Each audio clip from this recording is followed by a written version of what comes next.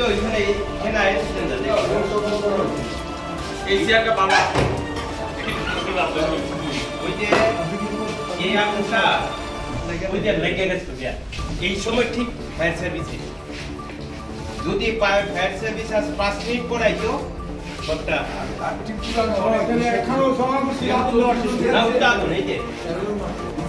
সকালবেলার ধোয়া পাইছি স্যালারি কি এমনি আসলো না না আমরা হল সভা করছিলাম 7 তারিখ নভেম্বর বিপ্লব দিবস হল সভা করছিলাম এটার পরেই এই ঘটনাটা এই সব সাজানো আসতো যে এটা উঠে আসলো এটা সব একটানো কইরাই আগুনটা দিয়েছে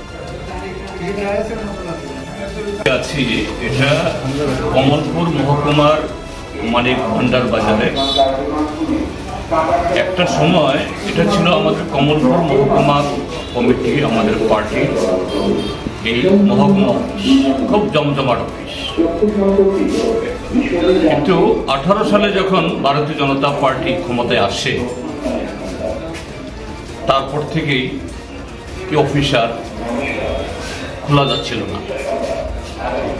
আমরা চেষ্টা করেছি বারবার এটা খোলার জন্য, কিন্তু এটা খোলার চেষ্টা হলেই শুধু এই পার্টি অফিসের উপর আক্রমণ না, যারা এখানে আসেন তাদের উপর আক্রমণ না, এমনকি এই আশেপাশে যে সমস্ত আমাদের সমর্থকদের বাড়িঘর, আমাদের সম্পাদক এই অঞ্জন দাসের বাড়িও কাছেই, তার বাড়ির উপরে, তার বাজারে আসা যাওয়ার উপরে, সমর্থকদের উপরে, এবং বাজারে আমাদের যে সমর্থক দোকানদার, এই কদিন আগেও সেদিনও বোধহয় একজন দোকানদারের উপর হামলা হয়েছে, 2 জন। এবং এই 14 তারিখে বিহারের যেদিন ফল বের হয় সেদিন মধ্যরাত্রে এই ঘটনাটা করেছে, এবং এটা হলো 12তম ঘটনা 18 সালে। তো এই সবগুলো ঘটনা মিলিয়ে কি প্রমাণ করে?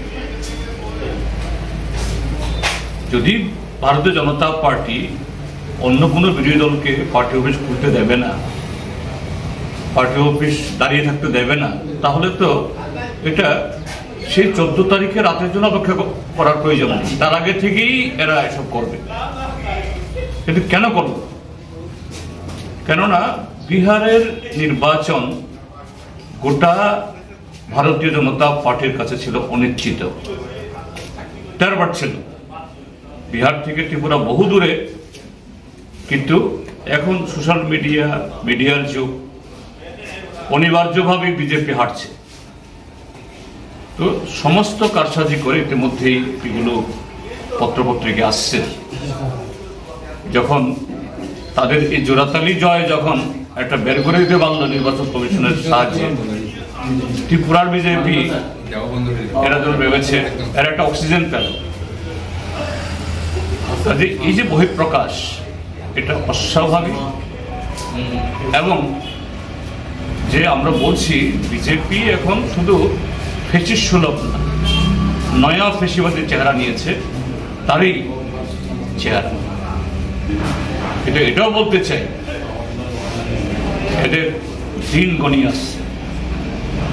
এই কারণেই একটা বদ্ধ পার্টি অফিস এটা নিয়মিত খোলা হয় না, তার উপরে আক্রমণ মানেটা কি? যেন এই বদ্ধ পার্টি অফিস এটাকেই তারা ভয় পাচ্ছে, এটা অস্তিত্বই তাদের ঘুম কেড়ে নিচ্ছে। এরা যতই চেষ্টা করুক নানাভাবে লোক দেখানো, মিছিল মিটিং, সরকারি পয়সা খরচ করে লোকজন টেনে টুনে, কিন্তু পারছে না।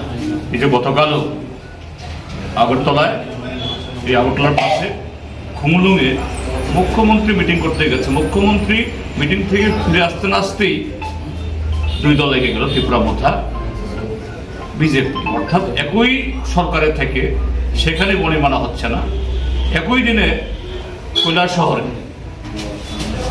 সেখানে গোলাগুলি হচ্ছে, সেখানেও 4 জন গুরুতর আহত হয়ে জীব হসপিটাল ভর্তি হয়েছে।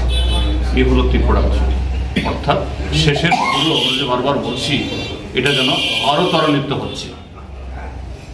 এর শুধু নিন্দা জানাচ্ছি না আমরা, এর বিরুদ্ধে সমস্ত গণতান্ত্রিক এবং শান্তিপ্রিয় এবং রাজ্যের মানুষকে ঐক্যবদ্ধভাবে আইনের শাসন এবং গণতন্ত্র উদ্ধারের জন্য সোচ্চার হতে ঐক্যবদ্ধ।